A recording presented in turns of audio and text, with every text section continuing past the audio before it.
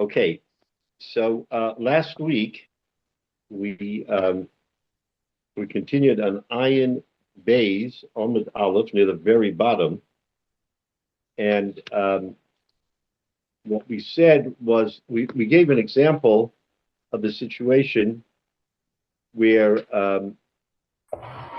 we're not talking about shtoros, about documents that either there are mistakes or there are problems with the documents, and there's a general machlokes between Reb Meir and the Chachamim as to whether or not a document that has an error or a flaw is in itself, the entire document is null and void, or only, let's say, the clause that is the problem. And the example is, for instance, if you write a shtar mukdam, if you write a shtar with an earlier date than it should have been, which the ramifications are that if you pledge properties from the date of the document and you have an earlier date, then you backdate the document, and there are potentially more properties that are being pledged from the date of the document back to the date of that you write in the shtar. So predating documents is a problem, but post-dating isn't a problem because if you date it later, it doesn't affect whether or not a property is pledged or not, because if you have it, it's pledged. Period. It's pledged. So now the question is, the Gemara gives an example of someone who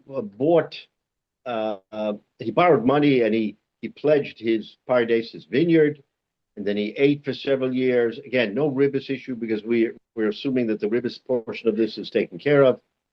And then the lender gave the borrower an ultimatum, and he said, if you sell it to me, I'll pay you.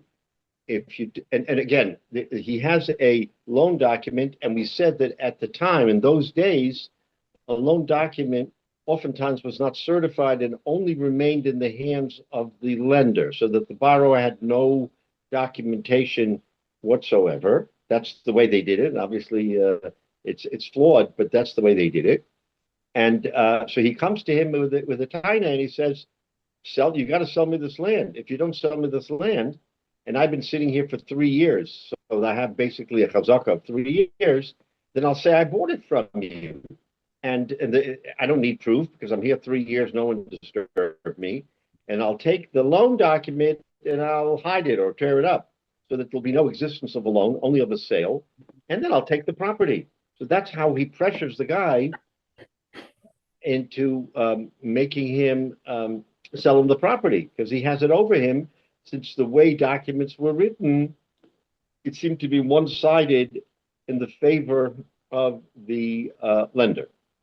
So what does the borrower do? So he's a clever fellow. So he says, okay, you leave me no choice. I'll have to sell it to you. But before he sells him the property, he goes ahead and he does a shtar of where he gives a gift. He gifts it to his son, and thereby the son is now the owner of the property. It says the cotton. There's a cotton. It's not a gadol, whatever the ramifications there. But he gives it to his son so that he can no longer sell the property legally, and he sells it.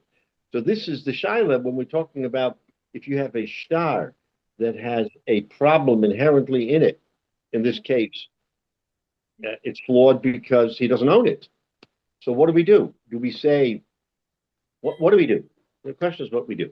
So we said last week in the Gemara at the end that Zavina Vadelo have a Zavina, you can't sell it. For sure it's not a sale because it doesn't own it. But we said Zuze.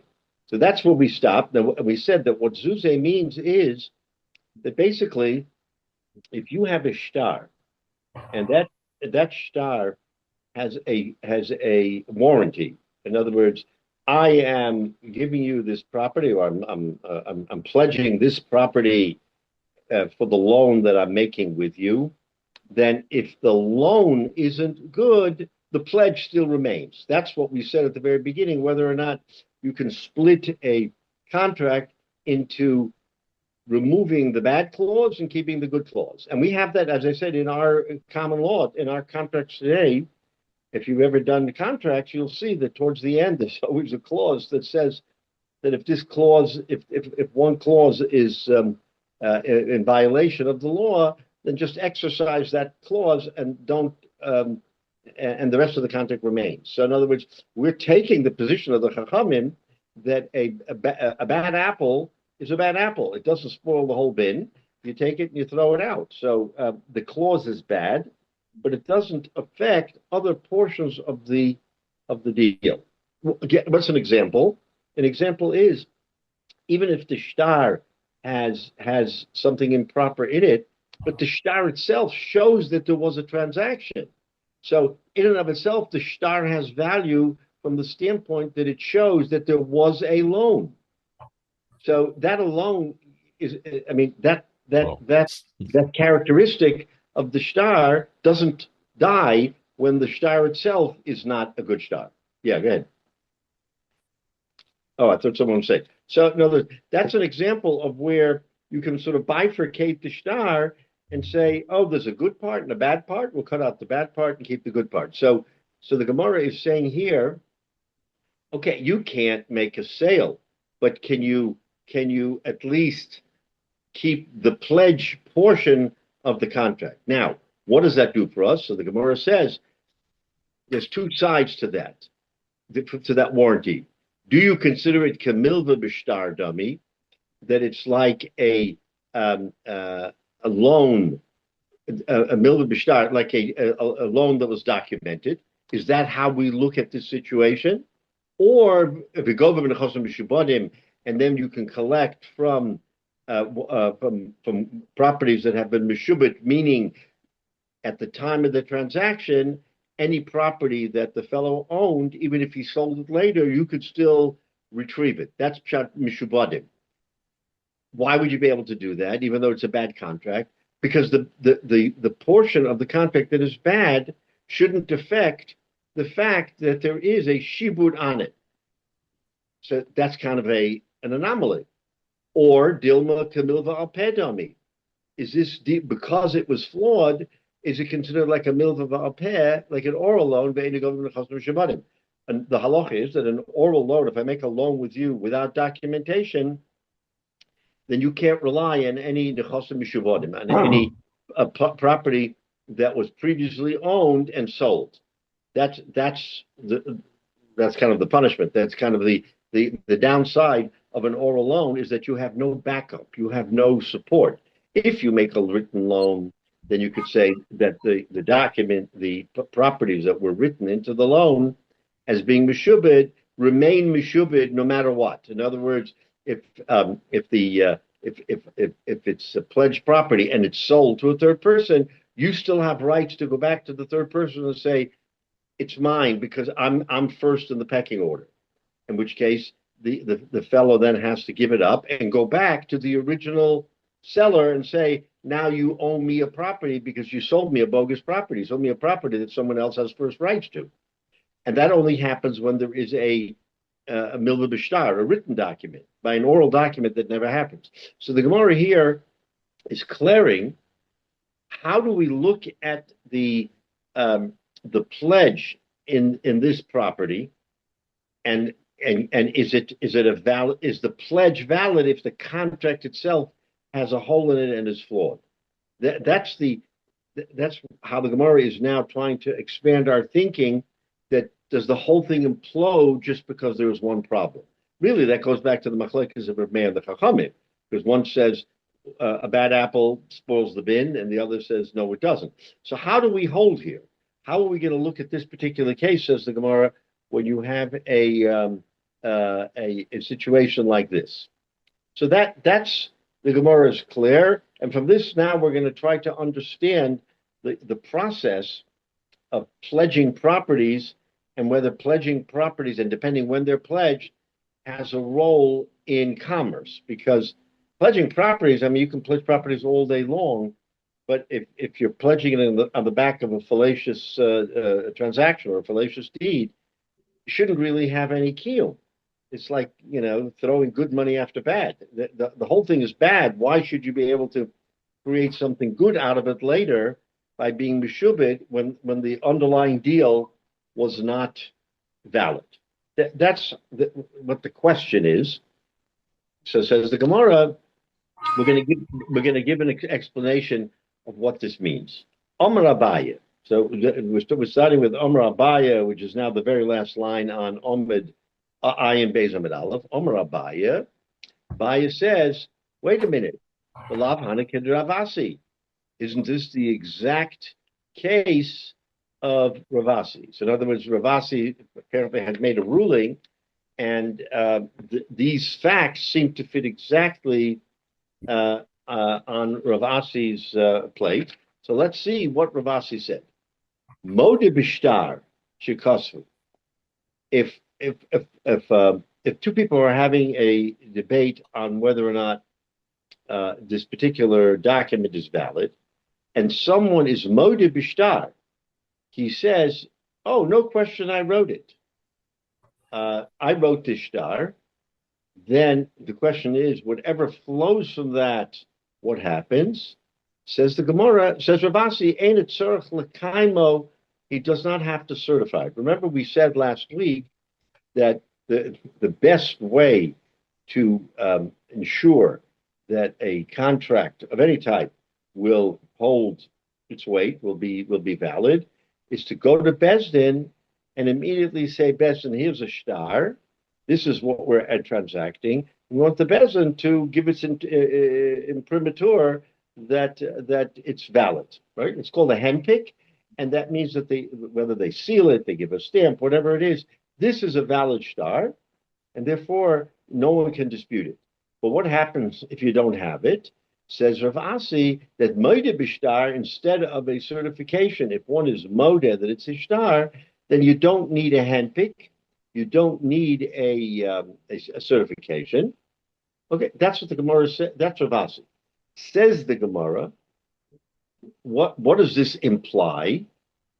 It implies v'gova minachosim mishubadim. Okay, the Gemara, Rav Asi doesn't say it. The Gemara implies that if you're going to go ahead and say, I made this shtar, it's mine, and therefore it's a valid shtar, then if the shtar says that you're warranting whatever the deal, let's say the deal is a loan, you're warranting this loan with pledged properties, and now that pledged property has been sold to a third person, then, and by all accounts, the borrower, or in this case, who is short. In other words, if it's a loan, then he's entitled to, okay, so that he pledges the property. So now the property has been sold, so that the lender can now go to the third person and say, wait a minute, this was a pledged property to my loan. The borrower has defaulted on the loan. I want to get the property. And the person who bought the property is now, he has no defense because he's not first in line, as we said. First in line is the person to whom the property was pledged at the time of the loan. So once the property has been pledged, now he has a right to collect, and the buyer who has been unfortunately duped has to go back and demand a replacement property. But so the Gemara's conclusion is that if you have a valid contract because he's moda bishtar, now you can collect from those pledged properties, and you're secure in the knowledge that if the loan defaults, you have a pledge. You have a pledged property, right? So l'chaira, what do we see from here? We see from here that it's valid. It's valid in and of itself. Now let's go back to our case that we started with last week. What did we say last week? Last week we said that if a person makes a loan and the fellow pledges a vineyard, and then later on he strong arms him and says that I want to buy the vineyard, so he makes a shtickle by giving a gift, thereby saying that the property that was sold to the fellow was not a good property, and that's how he gets around it. But wait a minute, we're saying here that if there is a valid contract, then that's all you need. And collecting from pledged properties is an automatic. It's an automatic once you have a contract that has been pledged. So if you have a contract here, and you have a pledge behind it, then why should that fellow not be able to collect? In other words, the Gemara's question of Zuzeh, is it not a pledge? And if you make a pledge, then Kamilda Bishtar, then it's like a Milda Bishtar, right? It's like a Milda Bishtar, and he should be able to collect the property. So why are you telling me that this fellow can give the gift and thereby nullify the actual sale? So what? The sale is iffy, okay? The sale is sketchy, but the pledge is a good pledge, and the Gemara here is extrapolating that you can extrapolate that you can collect from the Chosam Mishubadim, right? Even if there is no, even if only in this particular case he just volunteered that it's my contract, but there's nothing solid to say that it's your contract. It's just that your admission. If your admission alone allows for the certification of a document, then why should it not work in the case of the pardes when the fellow makes the loan and then ultimately says, I want to buy it, and he sells it to him, albeit with the flaw of having given a gift, but that shouldn't negate the shibud. The shibud portion should remain even if there is a flaw in the rest of the contract. So the Gemara is saying this should be a proof. The fact that Rav Asi said, that's why the Gemara says, Abaya says that this is the case of Rav Asi, because Rav Asi said in his case that if someone admits that he wrote a shtar, that's it. Now you can collect from the Chosam Mishabadim. What happens if there's a problem with the shtar? What happens if there's if just the fact that he announced that it's a shtar means that the shibud portion of the contract is valid? Why should it not be valid in the case of the pardes either? So that's the Gemara's kasha here, is that l'chara we have a raya from the words of Rav Asi how we should proceed in the case of the pardes, and that it should be a valid sale, notwithstanding the gift of the cotton. So that's the Gemara's. That's where we stand right now. So l'chara we have an answer. We know what we do. Okay. The fellow, notwithstanding that he bought a property that was already gifted, he can collect from the Nechassim Mishubadim. It's kind of a little bit of a twist here, but that's how the Gemara wants to suggest is the answer from Rav Asi. Comes Rava and says, no. You're looking at this completely incorrectly. Amalei Rava, says Rava, on just what Abaye just said, me dummy. How can you compare the case of the pardes with the case of the fella who's modeh b'shtar and has a pledge of nechassim mishabadim? In other words, they're not similar at all. Why? Because he's going to hang on one difference. Hasam niton lehikaseh. In the case of Rav Asi, all we have to do is we have to find something that is different in one than in the other to be able to slug up and say, no, you can't learn from Rav Asi's case to the case of the parties. So Rava comes to say there is a difference. Hasam niton lehikaseh. In Rav Asi's case, what happened in Rav Asi's case? A fellow wrote a shtar and didn't certify it and everything else. That shtar is blowing in the wind. It has no validity until the fellow comes along and says, oh, it's my shtar. So without his admission, that shtar would be nothing than a piece of paper. How do you know it's correct? How do you know it has any validity? Anybody can write a piece of paper and say, I owe you money or I borrowed or whatever. So the mere fact that he wrote it is not in and of itself a psul. The psul is that he didn't get it certified, and that's correctable because of modeh b'shtar. So in that case, says Rava, we understand why you can collect from the Chosim Mishabodim because it's a correctable problem. In the case of the Pardes, that document should never have been written. It isn't worth the words it's written on, because from the very beginning, he's writing a star on something that isn't his. So the paper itself has no value. In the case of Ravasi, yeah, he wrote a star. The paper has value, but you got to certify it in order to have value. If you don't certify it, then you're right, it has no value. But in the case of the Pardes, we know for certain that he's not going to certify it because there is a gift that was given ahead of the star.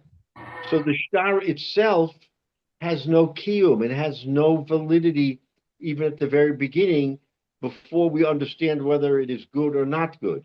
Says Rava, when you have a situation where in the very beginning, it's not worth the paper it's written on, you can't compare it to a case where it's worth the paper it's written on, except that it has to be certified. The paper itself, having been written, is not a psul. The Well, psul, what's that? excuse me, what happens when he gifted it to the son? How can you go into the son? He doesn't, he's a katan.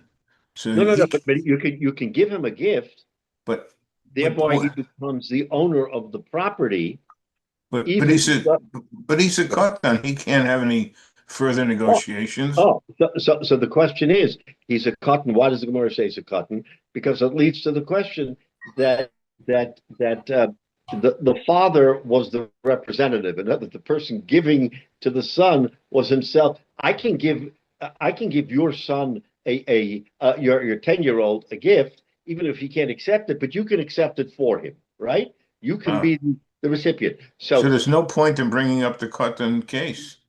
he only wants to show that even in the case of a katan, where you would say it should not be a valid gift, it can be a valid gift. That's the point of that. Okay.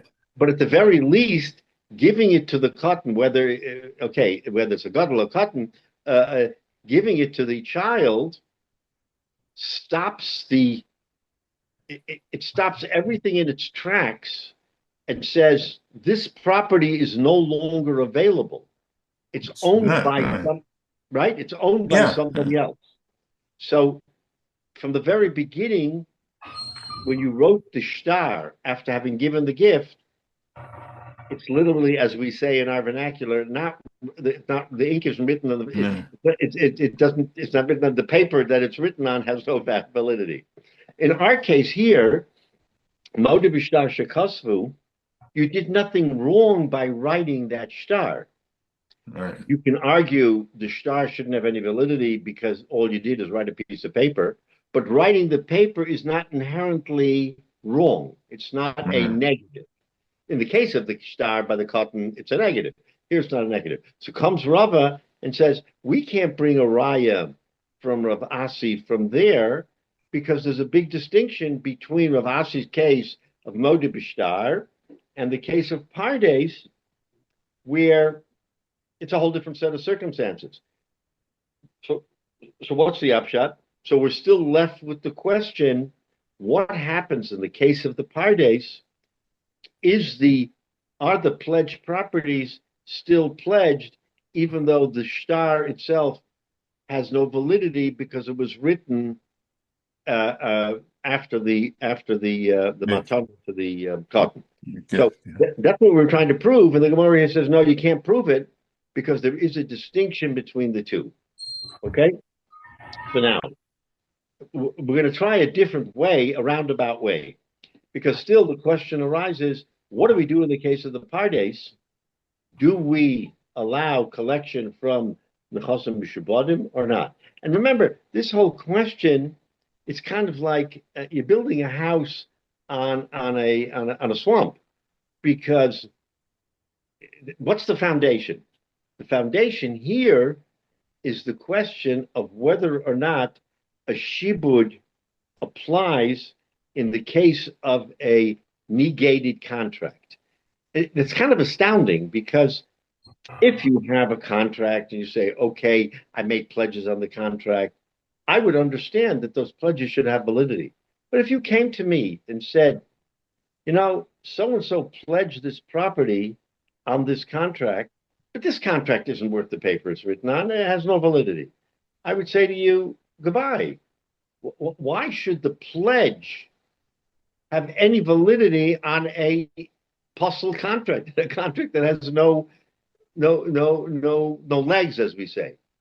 That's the whole question here. That's what the Gemara is trying to be chayker v'doresh, is, do we even allow a pledge on something that is baseless? And that's what the essence of this kasha is. Because if something is baseless, why should a pledge exist? So that's what the Gemara is trying to ascertain as to whether or not, and we tried to bring a raya from Ravasi, came Rava and said, no, can't bring a raya because the two cases, he made a distinction between two cases, one in which the inherent paper is puzzle, and the other where the paper isn't puzzle, but it's just kind of like, it's a naive document. But it can later be certified by saying, I wrote it. But it's not a puzzle paper, as in the case of the parties. Again, this is the Gemara. We're arguing a monumental question on the head of a pin, because we're arguing on something that, by all accounts, if you looked at it from an objective standpoint, you would say, why is this even a discussion that the shibud should work when you don't have the basis of a deal of which the shibud relies on? So that's what's amazing about this, is that the Gemara still can say, we can separate the two. We can say that the deal itself is a bad deal, doesn't exist. But if you made a pledge on such a deal, the pledge still remains. That's how far the Gemara wants to go. So now let's see further, because the Gemara is going to try to attack it from a different standpoint and still find a way of answering the question of whether such a deal, like the case of the Pardes, is valid or not. So the Gemara says, Yosef Meremar b'kamalev l'shmaitza. Meremar was an Amora, and he was sitting and learning, and he mentioned Rava's distinction, which we just said, between the Bishtar, Modi Bishtar, and the case of the Pardes. He was learning that sugya, right? Amalei Ravina Ramema. So then Ravina said, based on what you just learned, wait a minute, I'll bring you a raya. I'll show you what the right answer is. How? I'll hold on, Rabbi Yochanan. We had a couple of weeks ago, brought down Rabbi Yochanan, and Rabbi Yochanan says that in the machlokes of Reb Meir and the Chachamim, which I mentioned at the very beginning, what is that machlokes?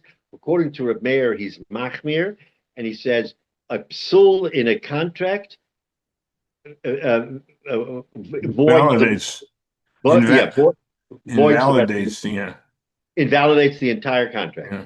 So they came to Rabbanan and said, no, the bad is the bad, but the good still remains. What did Rabbi Yochanan then come and say? Why does he say that why he holds like the Chachamim? He holds that you can bifurcate. But remember, the reason he gave, and it had to do with a predated contract. What was the reason? Gzeira Shema Yigba Mizman Rishon. Right? He was afraid that really you can say we go by the Chachamim that you can bifurcate a contract. But in the case of a predated contract, what's our concern? Our concern is that Gzeira, that he will come to collect from the earlier date, and he will take Meshubit properties that should not have been Meshubit because they were Meshubit before the date of the contract. The date of the contract is Rosh Chodesh Sivan, and he predated it to Rosh Chodesh Iyar, and then, but the loan itself was in Sivan, and then between Iyar and Sivan, he went ahead and pledged certain properties. He sold them to a third party. Now the fella comes back and says, "Wait a minute, my contract says I can collect any property from Iyar, and between Iyar and Sivan, you went ahead and sold this property to Ruve. So now I have a right to it." But the truth is, he has no right to it because the shtar itself should have been Sivan, not Iyar. So because you predated the contract and you created a shibud, that's the gezerah why you shouldn't do it. So now really the halacha is like the rabbis that one that a psul, one psul doesn't negate another psul. If you have a bad clause, throw out the clause and keep the contract. But the reason why it doesn't apply by shtar mukdam is because of a gezerah. So now Ravina says, okay, so that's that case. Amal Ravina Ramemer. You know what? Elahodam or Rabbi Yochanan. Remember, Rabbi Yochanan said, "Gzeira Shema Yigba Mizman Rishon," that the only reason why you can't use a predated contract is because you'll come to a situation where you're going to collect a pledged property from an earlier date, which is improper, Mizman Rishon. Why did Rabbi Yochanan have to make that kind of statement? Why did he have to make a statement that the halachas, like the rabbis, except in the case of muktim because of gzeira? Why didn't he say neimel onitin li kasev? Why didn't he simply say that you know why you can't collect? You can't collect because such a document is possible from the very beginning. In other words, it should never. It's like the contract in the case of the pardes. That paper is possible. You can't make a contract with someone, predate it, and say, okay, now the contract is from Rosh Chodesh Iyar instead of Rosh Chodesh Sivan. Says Ravina, that in and of itself should be a psul. So why did Rabbi Yochanan have to come to this Shema? Maybe he'll come to collect. Forget about coming to collect. It'll never happen because the document itself is void ab initio. It is a voided contract because it should never have been written. So if you're going to tell me that there's a chiluk between, like Rava said, that there's a difference between a contract that it's parav, it's not a good piece of paper, but it's not in violation of anything, or a contract after you gave a gift and you don't even own the property, which is a very bad contract. Why if that's the chilek, then in the case of Rabbi Yochanan, that's the answer. The reason why you can't do it is because it was bad at the very beginning. Why do you have to give me a teretz? Maybe he'll come to collect, not come to collect. It's not a valid contract. It's not a good contract from the very writing of it, because why? Because it's void. It's a voided contract. A b'shtar muktim is a voided contract. When you write those words, you're writing a pasala contract because the contract isn't correct. So that's what Ravina is saying. I'll give you a proof. You want to say that Rava made a chiluk.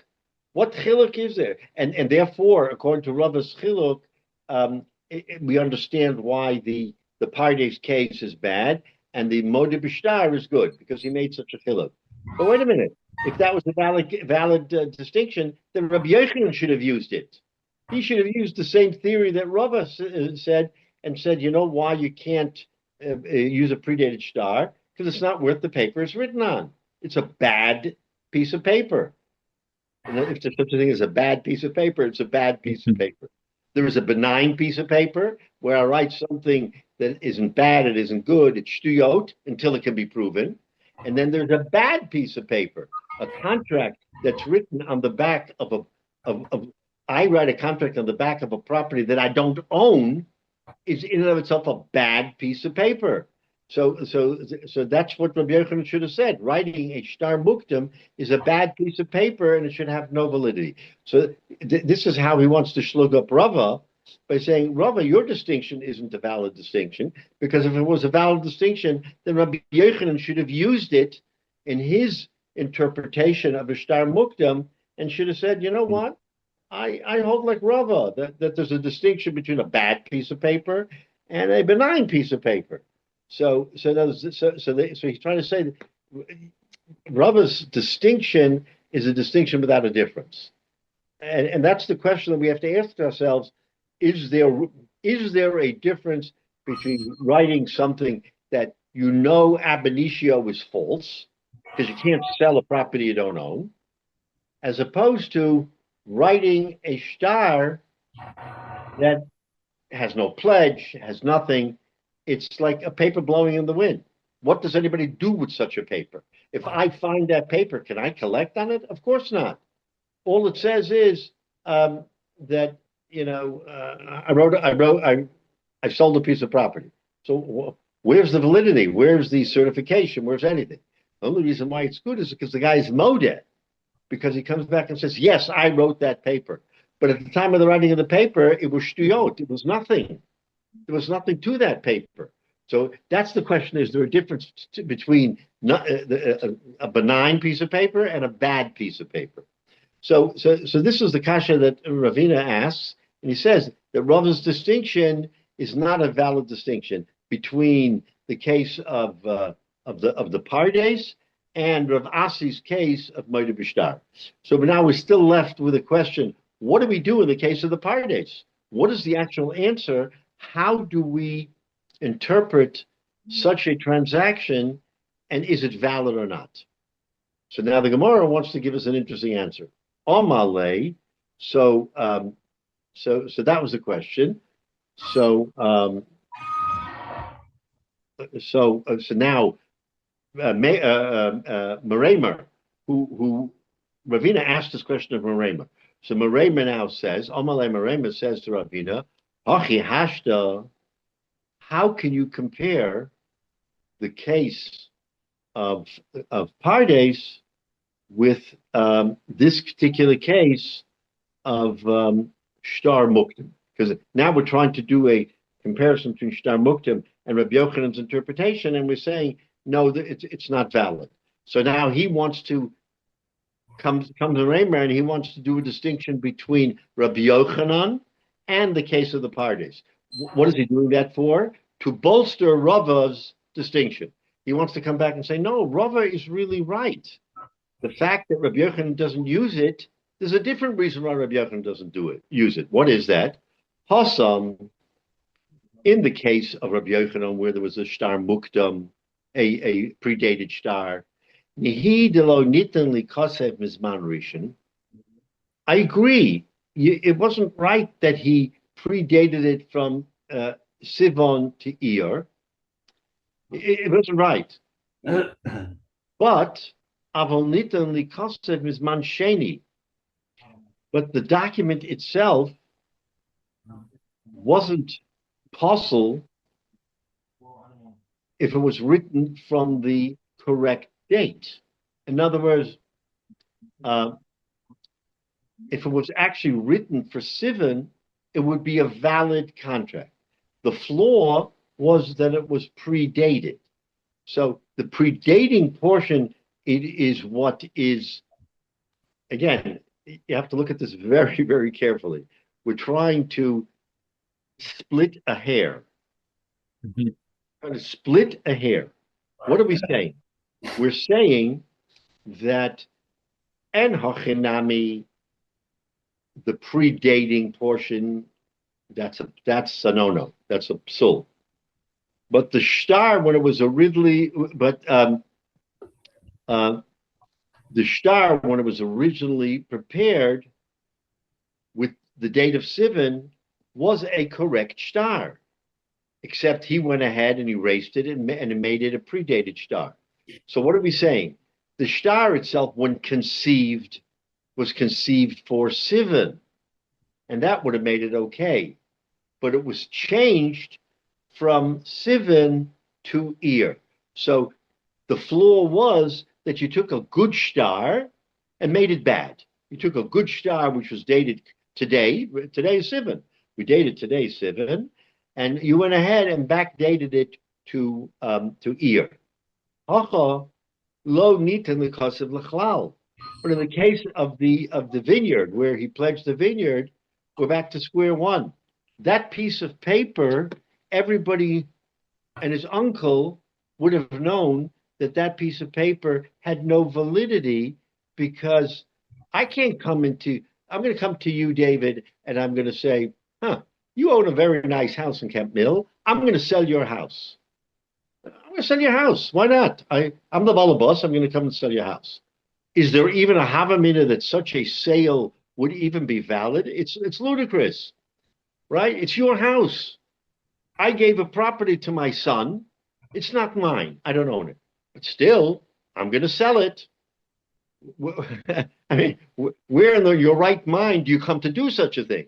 So again, Meramer says to Ravina, I can distinguish between something that is so far-fetched, the sale of a property that I don't own, with something that isn't so far-fetched. A valid contract that I made invalid. I predated it. Once again, so this is what the Gemara is trying to explain to us is that even though in the norm you would say, what are you talking about? Such a sale shouldn't be a valid sale. How can you make a valid sale when you're predating a contract? That shouldn't be a valid sale. But the question is it as bad as writing a contract on a property you don't own? So when you look at it from comparing two different cases, you might say, oh, they're both bad.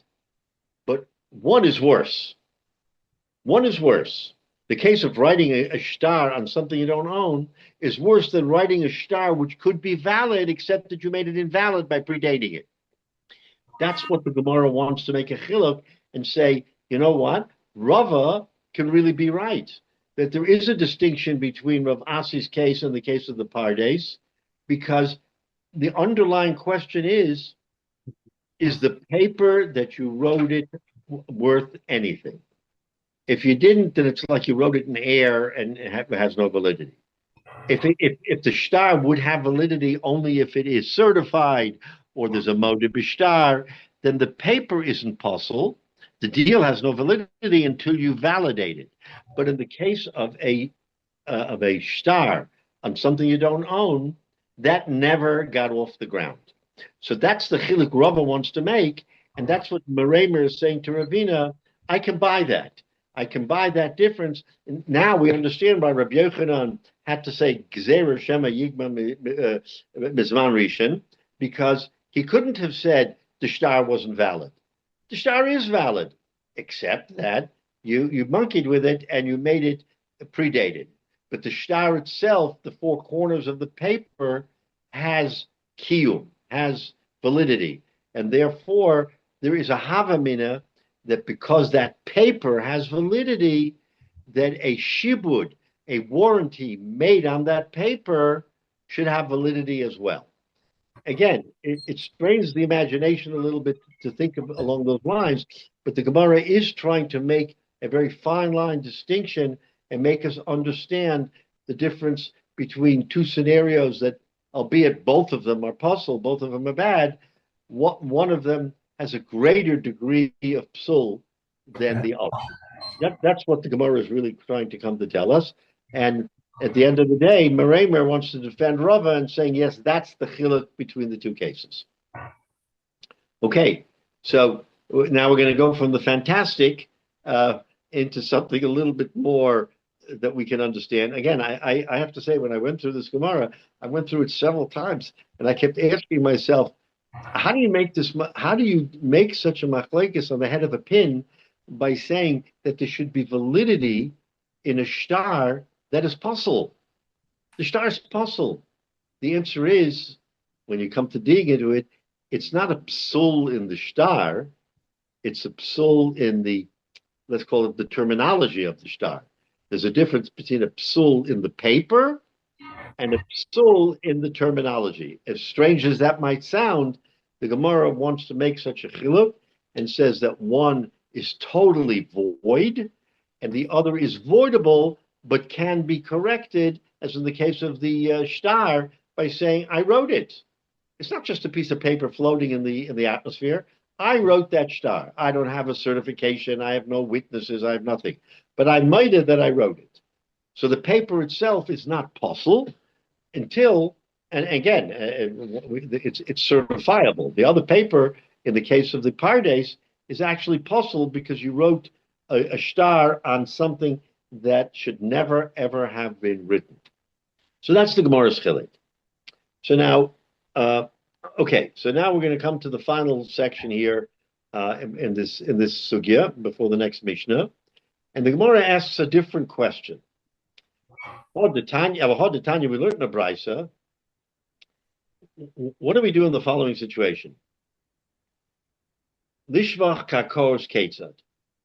I wrote you a star and a loan. The loan fell through. You're going to come ahead and collect. I sold the property that was the pledge, and I sold it to Jay. And now Jay has the property, and you, David, come to Jay and say, wait a minute, this is my property. It was pledged to me when I made a loan. And Jay says, okay, I have no choice because you're showing me a contract that says that you're first in line. Fine, you're first in line. I'll go ahead and get my compensation from me to you. Okay, that's the case. But wait a minute. So what's one important factor in this situation that we didn't account for? What happens if Jay gets the property? He buys the property. He doesn't know for nothing. He buys the property. And only later does he find out that he has to give up the property. In the meantime, he has cultivated the property, improved the property, harvested fruit from the property. He's made the property a beautiful property. Says the Brisa, and asks the Kasha, Lishvach kakos ketzad. What do you do? How do I compensate Jay for the improvement of the property? He made the property so much better. Now he has to give it up to David, and I have to replace it with another property. But Jay is out a lot of money because he improved the property while he had it, right? Sure. So in other words, the question is, what do we do in such a situation to compensate Jay for the money that he spent to improve the property while he owned it before it was taken away from him because it was a shibud, right? We're back to shibud. So he didn't know about the shibud. He didn't know that there was a pledge on that property. He bought it innocently. Okay, he'll give up the property and get another one, no problem. But wait a minute, he spent thousands of dollars improving the property. What happens how does that thousands of dollars get paid back? Yeah, how do we do with that? That's the Gemara's kasha. That brisa that says Lishvach kakos ketzad, what do we do? Okay, Harisha Gozel Sada Mechavero. Okay, now I went ahead and I stole a field. We know that you can't steal a field except for the fact that no one is looking. It's out in I don't know where, and way out there in the western part of Maryland. Nobody goes there, and I own a plot of land. And you come along and say, you know what, this plot of land, no one will ever know. I'm going to sell it to somebody else. Sell it to David. So Gozel Sade Mechavero V'Hishbicha. Okay, so I sold it to David. And David went ahead and he proved it. He's a good gardener. He made good stuff out of it. Okay, now the whole thing becomes explodes. We find out that property belongs to me. You had no right to quote unquote steal it and sell it. Okay, so we take it back, right? We take it back, and we being Beston, or we What's being that? Is the we take it back mean Beston takes it back? Yeah, you go to Bezdin, and Bezdin says this is improper. And he says, of course it's improper. Go return it to its rightful owner. Go return it to the person from whom you stole it, right? Yeah. Okay. Okay. And so based on the Bezdin, the buyer says, oh, I have no choice. I've got to give it up, right? So now, so this Brisa says, Gova, when the buyer, the buyer, come to the seller, the Goslin, and you want to collect not only another property because you sold it improperly, but you want to collect the shvach. So the Brisa says as follows: Gova es hakeren min chosim mishubodim. He can collect. He spent $1,000 for the property, so he can collect his property or his $1,000 for the property from the chosim mishubodim, from other pledged property that the Goslin may own and sold to somebody else. All right, no question. Mm-hmm. The Shiur is good. But what do you do with the improvements? But improvements you cannot collect from pledged property, but only what they call nechosim b'nei chorin. B'nei chorin means property that you have in your possession. So let's say I own a couple of parcels of property, and I went ahead and I stole your property and I sold it to David. And then you come along and say, "What's going on here?"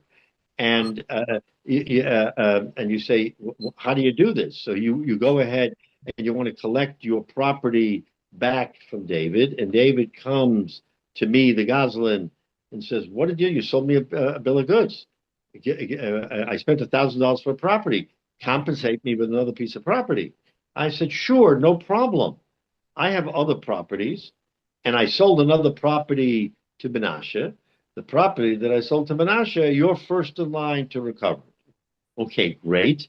I'm going to recover my money, so to speak, my property from that property. But then you say, "But wait a minute. In the interim, I spent $1,000 to fix it up and make it so much better. How do you have to compensate me for that?" So the Brisa says you can collect the actual property from the Chosim Mishubadim, from those properties that I, the Goslin, own that I sold to a third person. No problem. But when it comes to collecting the upside, you can't do that. You can only collect it from me, the Goslin. You have to come back to me and say, "All right, I'm going to get the property from something you sold to Menashe. But the rest of the property, you have to pay me $1,000 Improvements.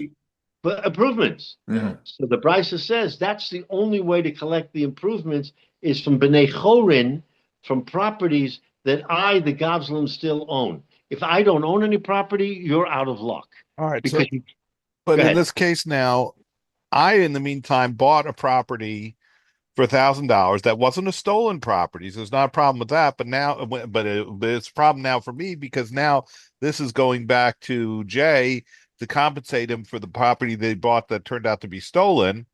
But Correct. now I'm out of property. What do I do? You're going to get your property from the Mishubodim, from the Goslin. The Goslin had other Other properties. properties. Yeah, he had other properties. He sold them. You're entitled to be He first in sold it line. to me, and No, now this goes back to Jay because Jay needs owned the compensation. property. Yeah, But it but He wasn't owned the Jay's property. property. This is going now to compensate, but now I'm stuck.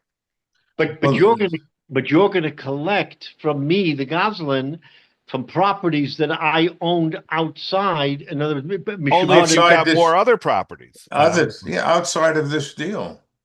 outside of right? But this my deal. property was outside of this deal in the first place. No, That's true. But the only way you have to go down the chain to that's go my back. point. Is it's down a chain, and so at some point, this Goslin, the nature of the criminal is he probably doesn't have as much assets as he pretended to have, No, and he's a good somebody's going criminal. to be out. He's a good criminal. He's got a He's lot a of properties. he's a Ponzi criminal Yeah. Yeah. because he keeps moving property after property. So Menashe, the truth of the matter is, maybe at the end of the day, someone will get hurt because the guy is a Goslin. But if let's just say he was an honorable guy, he had a lot of property. He was tempted. He sold his property. No one is involved. I'm going to steal this property. No one will ever know. But okay, so that's a bad thing. But outside of that, he's a businessman. He owns land. He owns business. Whatever. So in other words, the compensation is there. It's just that the Goslin, is going to be out of pocket at some point for when we say nechosim mishubadim, presumably he has other properties. If he doesn't, then you can go to Nechosim Mishabodim, which are pledged properties that he pledged during the course of this transaction. But Of the other Gemara wants to make deals. the distinction and say that, you know something, he's a bad guy, but we can collect from him. But the add-on, the add-on of what Jay put Improves. into the deal to improve that, the Nechosim Mishabodim guy, the one who is stuck, doesn't have to pay. That is strictly between you and the Goslin, and you got to go back to the Goslin, and the Goslin, that's when we say B'nai Chorin, it means from unencumbered properties, it means properties that the Goslin still owns. And you're right, if he owns no property, the guy is out. Someone at the end of the day may be holding the bag. I don't disagree with you. At But the end of the chain. in the chain, right. Yeah. Here the Gemara wants to make a chiluk between the Chosim Shabbatim and the Chosim B'nai Chorin, that certain properties can only be collected from pledged properties, and other property and other claims can't be collected from pledged properties because it wasn't the original deal. In other words, again, the Gemara is trying to make a split here and saying the original property we're going to take care of. That was an improper situation. Now, if something happened to the property in the meantime and it was improved, it got better, and other things happened, that's beyond us. I mean, we don't have an answer to that. We don't Now, have then an we got answer. another interesting twist to this, which is the original owner of the property before it was stolen. He's now got his property back. It has improvements on it that Jay paid for. Jay now, in theory, he can try, and hopefully he'll get back payment from the Goslin. If those improvements are things that the original owner of the property appreciates, essentially that guy gets it for free. Right. So you can go to him and say, look, Now, it this might is be a those win. improvements are things he doesn't want, and it's, and he's going to say, Right, why would I right. want that? But Right. yeah. But if you went to the guy and said, look, this is an unfair situation. I put in a lot of money into your property. Can you compensate me? They can come to some kind of a compromise.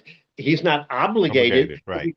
Right. We can come to a compromise and say, yes, you really improved my property. I never would have done it. I have a beautiful property. Here, take X dollars and compensate. But the upshot here is the Gemara wants to tell us from this brisa that you split you have to split the possession between that which is obligated and that which is not obligated in the case of Sheva. So that's okay. So now, based on this, the Gemara asks the kasha. What's the kasha? You're telling me. Okay, now we're back to square one. You're telling me that the guy stole the property, and you built a whole case on this theft, and now we're going to go back and we're going to say that that's what you have to do. Correct the Gemara. Why don't we say that lo nitin li that this question there should never have been a deal here because it was based on a piece of paper that was a ganif, it was a goslin.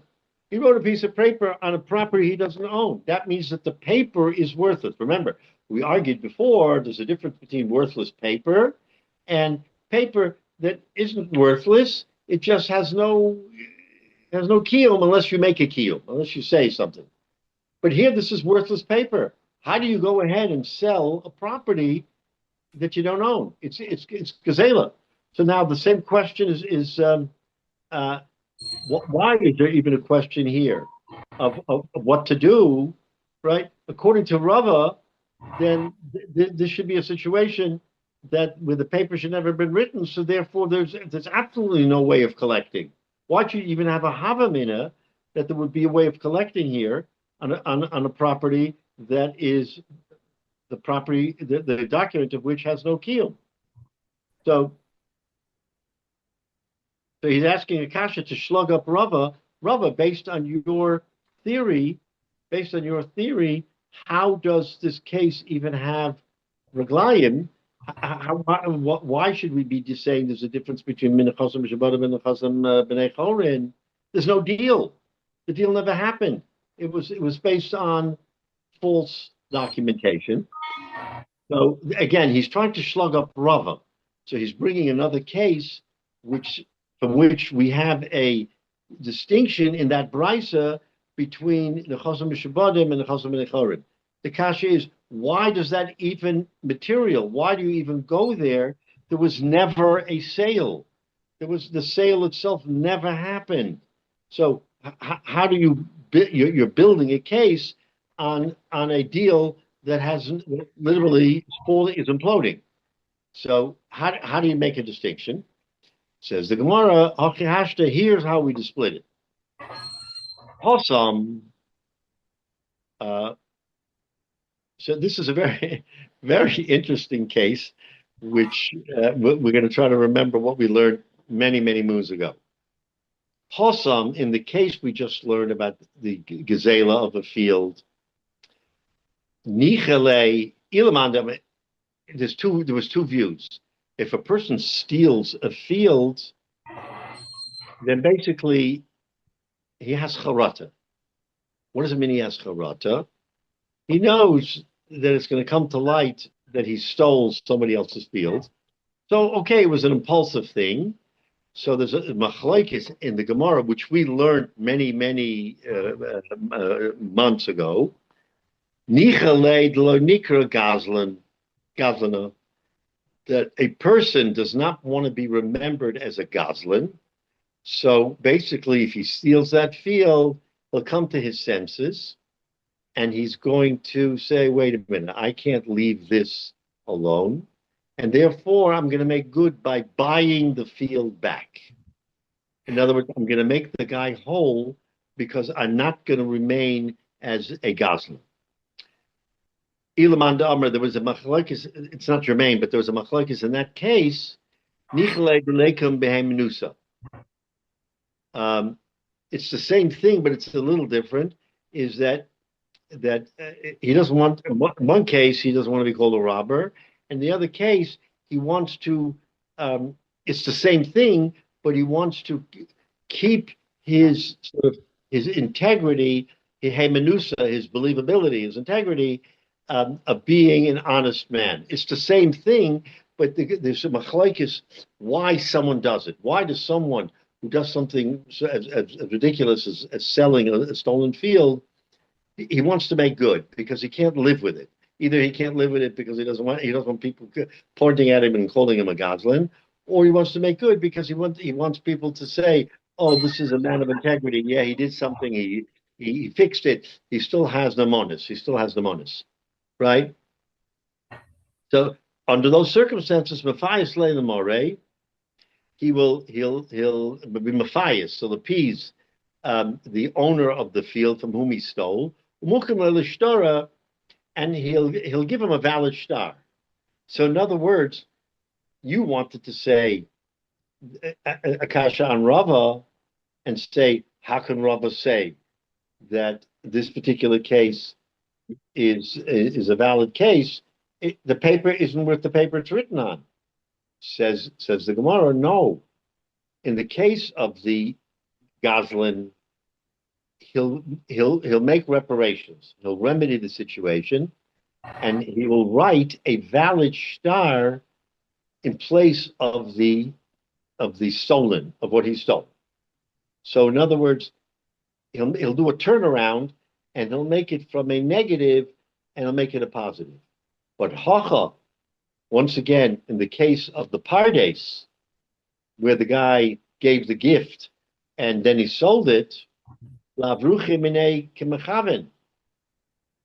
whole kavana was that the buyer should never get it. In other words, from the very beginning, he had an intention. You want to pressure me into sale. I'm going to sell you something that you will never get. So his intention from the very beginning was to cheat or deceive the buyer, albeit because he was pressuring him, but nevertheless, that was his intention. Dora Mekayim, so then how will he later validate the shtar to that fellow when he no longer owns it? If he owns it and he says, okay, I stole it Now I want to make good. He still is in control because he stole the item, and he says, you know what? I don't want to be called a Goslin, or I want to keep my name on this. What I stole from you, here's a star. I'm paying you $1,000. Here it is. It's all fine and good. So the potential of reversing the negative to a positive, says the Gemara here, is a distinction that we can understand. But in the case of the Pardes, what's he going to do? He gave the gift. Even if he wanted to reverse it, how can he reverse it? He doesn't own it. The Goslin can always make good by taking money out of his pocket and saying, here's your money. That's how he makes good to the person who he stole from. You can do that. That's called tshuva. You give him the money, and then you write a star and you say, now it's all kosher. But when you went ahead and sold something that isn't yours, and you can't retrieve it because it's a matana, then Rava is correct. In that particular case, we say that there is no remedy.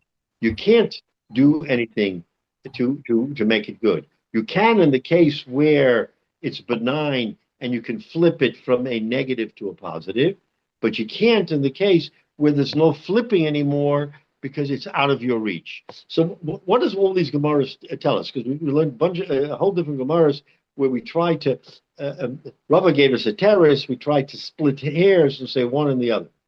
So at the end of the day, there is a common theme. And the common theme is that, and these are all irregulars. I mean, these are all obviously stealing and all these things are not something that we encourage. But if a person goes ahead in these particular cases and does the things that the Gemara tells us, the Gemara wants to show us a chiluk where you can retroactively fix something versus where you cannot actively retroactively fix. Something that can be retroactively fixed, we say there is a kiyum, and therefore a shibud is valid. A shibud is valid where you can hypothesize that there can be a correction to the problem. But where you can't correct the problem, as in the case of the parties, no way you can correct the problem. The problem is that you sold something that is out of your reach, and now the fellow comes and says, wait a minute, you sold me a bill of goods. And I said, yes, I did. I sold you something that I had no right to sell you. And therefore, the pledge that was in that contract is beyond your purview. You can't collect on a pledge on a property that was in the air. It couldn't have been sold. That's what the Gemara wants to tell us with all these different cases, is that in one case, it's fixable. And where it's fixable, the shibud helps. You can rely on the shibud, meaning the pledge. But in the case where it's not fixable, then you can't rely on the pledge. The pledge does not allow you to collect from somebody else to start the ball rolling the way we know it is. You can't start the ball rolling when you never had anything to begin with. Can the father take it back from the son? Well, but you can't take a gift back unless he willingly gives you the gift. And we're not saying he's going to give him the gift willingly. By giving the gift, he forever removes it from his domain, and he's at the mercy of the son. The son could say, sure, I'll give it back to you, and blah, blah, blah. But when I grow up. What's that? When I grow up, I'll give it back to you. When I grow up, I'll give it back to you. But short of that. What happened to the adage, once a ganef, always a ganef? I mean, this is ridiculous to think that on the basis you're going to make it legit because he might have, he may have a change of heart and realize that he can't go through life that way. How often does that happen? Michael, it's a very strained theory. I agree with you. All the Gemara is trying to show is that there is the possibility of a charata. There is the possibility of a retraction of what you did. And when you have an ability to retract what you did, you haven't closed the door to pledge properties. That's what the Gemara is trying to show us here. There's a time when there is no tomorrow. You're forever voided. And there's a time when, not so likely, but there is a glimmer of the possibility that something will catch light, and therefore the property will be reversed. I agree. It's a strain to think that that will happen. And the Gemara is not saying it will happen. The Gemara You're only says, rewarding bad behavior. That's what you're doing. You're rewarding yes, bad behavior. you more bad behavior. But the Gemara's theory, which we learned, by the way, back on Daf Yud Ches, I think it was, is that a Jew doesn't want to do anything bad. We've learned that that's not always true. That's not always the case. You're right. You're right. We absolutely did. But in the case where someone did something improper and has charata, we allow him to reopen the door to come back to quote unquote do tshuva in the economic sense. We Did allow Meyer it. Lansky have a charata? Well, you know what? That's the question of mitoch shalom lishma bo lishma. I rob you to give tzedakah to him. Is that considered? Is that considered That's a what valid theory? they're doing in California and New York. So it's Right. the Robin Hood. The Robin Hood theory, right? Exactly. Yeah, right. but I mean that's we have that fundamentally that's a problem. I mean, look at all the thing lulav gazal or whatever they call The it. Magadol. Right. Does it really make any difference whether it's to turn it into to tzedakah or whether it's just to Exactly. do any other mitzvah? And the answer should be no. Right. But again, this is a case of it's a strained. I won't say strained. It's a case that really, as I said, we're doing a big machlokes here on this very tiny pinprick of a situation, and we're trying to see, is there a chilik? And I agree, Michael. It's a very big strain. It's a big strain to be able to come into that kind of a conclusion. The Gemara only wants to show us that there is a hava amina that such a thing could happen. Would it happen? Nah, not likely. But the thing is, I think at times the Gemara goes overboard, hoping for the change to happen and bends over backwards to allow the person who has violated to come back. And I just think Michael, that's called being godlike. Well, but none of us on this earth are godlike. There's only one. Hakadosh Baruch. But that's what we strive. We strive to be godlike, even though ultimately we fail. But we strive in terms of giving people. Don't you? Sometimes you're enraged by something that someone does, but when you're calmed, a little bit more calmed, you say, you know what? Maybe I shouldn't be so harsh on the guy. Maybe I shouldn't have overwhelmingly hit him over the head. Maybe I should take a step back. This is what all the self-hating Jews are doing about Eretz Israel. So Right. There's no excuse to that. Absolutely no excuse to that. So you can go beyond, and it can be damaging. There's no question, Michael, that it can. There's no question that we are our own worst enemy in terms of what we do to our fellow man.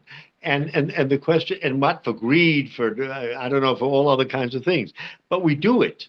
And then the question is, once we've done it, is that the end of the story? That Gemara tells us it's not the end of the story. That people can have charata and say, you know what, I shouldn't have done that. I shouldn't have stolen his property. I feel bad, even if it's for prurient interest, because I'm going to be called a ganav, and I don't want to be called a ganav. King Menashe did it on his deathbed, so we know that right. Hakadosh Baruch Hu is that way, but we are not close. We want to be like Hakadosh Baruch Hu, but we are not like him. So correct. But when we make an attempt, then one should say, okay, at least you tried. You didn't succeed. You didn't fulfill totally, but you tried to make it right. But again, and again, that's a good point. But the upshot of this Gemara is to split a very tiny issue between something that is irretrievably bad, let's use that term, irretrievably bad, and something that is bad but not irretrievably bad.